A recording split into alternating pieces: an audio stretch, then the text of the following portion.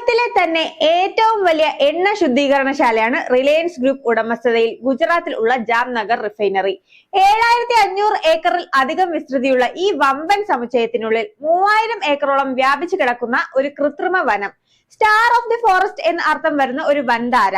Reliance group വന്യമൃഗങ്ങൾക്കായി നടത്തിയ എക്കാലത്തെയും വലിയ നിക്ഷേപമാണ് ഇതെന്ന് തന്നെ പറയാം. കൊടും വനത്തിന്റെ തനതായ ആവാസ വ്യവസ്ഥ സൃഷ്ടിച്ചുകൊണ്ട് മൃഗങ്ങൾക്ക് പുനരധിവാസം നൽകുന്ന പദ്ധതിയെ ജീവികളുടെ സേവാലയം എന്നാണ് വൻധാരയുടെ പ്രവർത്തനത്തിന് നേതൃത്വം കൊടുക്കുന്ന ആനന്ദ് അംബാനി പറയുന്നത്. ശാരീരികമായി പീഡിപ്പിക്കപ്പെടുന്ന വന്യജീവികളെ കൊണ്ടുവന്ന് ഒരു മനുഷ്യൻ പോലും കൊതിച്ചു പോകുന്ന തരത്തിൽ സുഖചികിത്സയും ആഡംബരവാസവും ഉറപ്പാക്കലാണ് തങ്ങളുടെ ലക്ഷ്യമെന്ന് ഫൗണ്ടേഷൻ പറയുന്നു. പോർട്ടബിൾ എക്സ്റേ മെഷീനുകൾ, എൽഡോസ്കോപ്പിക് റോബോട്ടിക് സർജറി മെഷീനുകൾ, 6 ശസ്ത്രക്രിയാ കേന്ദ്രങ്ങൾ, ഹൈഡ്രോതെറാപ്പി പൂളുകൾ, പ്രത്യേക മസാജുകൾ തുടങ്ങി ആനകൾക്ക് വേണ്ടി മാത്രം 25,000 ചതുരശ്ര അടി വിസ്തീർണം വരുന്ന ഒരു ആശുപത്രി തന്നെ ഇവിടെ ഒരുക്കിയിട്ടുണ്ട്.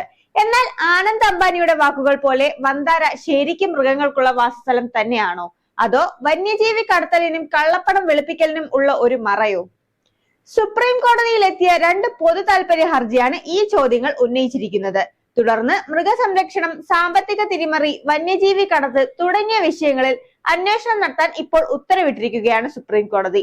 ഗുജറാത്തിലെ ജാംനഗറിൽ ആനന്ദ് അംബാനി സ്ഥാപിച്ച വന്യജീവി സംരക്ഷണ കേന്ദ്രമായ വൻധാരയിൽ ക്രമക്കേടുകൾ നടക്കുന്നു എന്ന് ആരോപിച്ച് പൊതു താൽപര്യ ഹർജിയിൽ സ്വതന്ത്രമായ അന്വേഷണം വേണമെന്നാണ് സുപ്രീം കോടതിയുടെ നിലപാട്.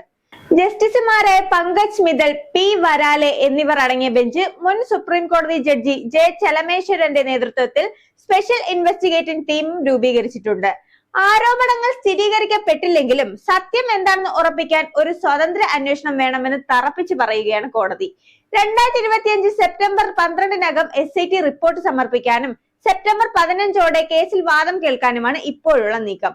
അതേസമയം International Union for Conservation of Nature, World Wide Life Fund for Nature തുടങ്ങിയ പ്രശസ്ത രാജ്യാന്തര സർവകലാശാലകളും സംഘടനകളും സഹകരിക്കുന്ന വൻധാര അത്യാധുനിക സംവിധാനങ്ങൾ മൃഗങ്ങൾക്ക് ഒരുക്കിയിട്ടുണ്ട് എന്നാണ് അവകാശപ്പെടുന്നത്. 2024 ഫെബ്രുവരി 26-ന് ഔദ്യോഗികമായി പ്രവർത്തനം ആരംഭിച്ച വൻധാര 2025 മാർച്ച് 4-നായിരുന്നു ഇന്ത്യൻ പ്രധാനമന്ത്രി നരേന്ദ്രമോദി ഉദ്ഘാടനം ചെയ്തത്. ഷാറൂഖ് ഖാൻ, വിരാട് കോഹ്ലി, ദീപിക പദുക്കോൺ, രൺവീർ സിംഗ് എന്നിവർ ഉൾപ്പെടെ നിരവധി സെലിബ്രിറ്റികൾ പ്രധാനമന്ത്രി നരേന്ദ്രമോദി വൻധാര സന്ദർശിച്ചപ്പോൾ എടുത്ത ചിത്രങ്ങൾ സോഷ്യൽ മീഡിയയിൽ പങ്കുവച്ചിരുന്നു.